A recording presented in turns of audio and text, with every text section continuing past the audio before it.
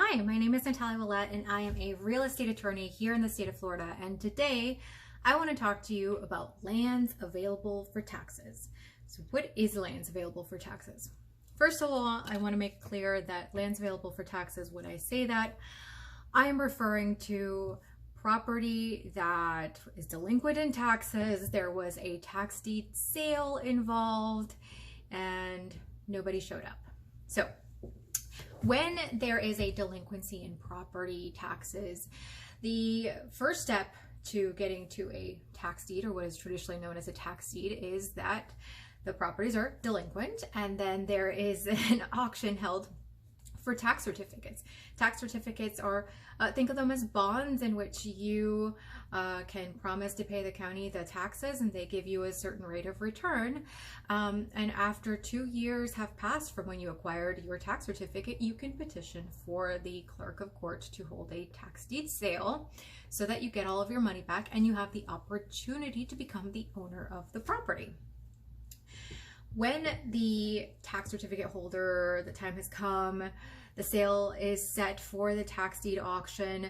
If nobody bids at the sale and the tax certificate holder doesn't pay the sale costs and fees accrued within the next 30 days, or if that sale does happen but the bidder doesn't come back with the balance, and the same thing, the tax certificate holder doesn't pay the remaining costs for holding the sale, then that land goes to what becomes land available for taxes. And land available for taxes is land that is held in the Office of Tax Collector Tax Deed Department and becomes available for anyone who wants to make a counter purchase. So that is, an investor can come up to the counter of the tax deed clerk, say, I'm interested in this particular piece of property that I know is land available for taxes, and they will pay the outstanding accrued delinquency on that property. And that'll include the delinquency from the taxes that were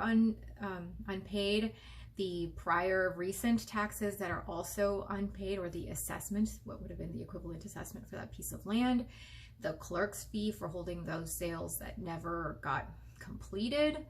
And sure enough, you can acquire property that way from the clerk of court for up to 3 years from when it became land available for taxes. And you don't have to have a bidding war with other purchasers.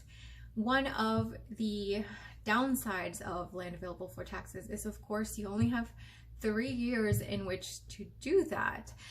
Once 3 years have come, then the land will escheat to the state of Florida. What that means is that the title goes back to the state for the delinquent taxes, and at that point the Board of County Commissioners of that particular county where their tax assessments are becomes the owner of the property.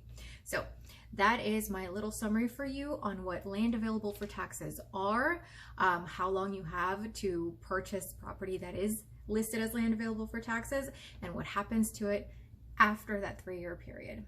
Good luck out there, investors.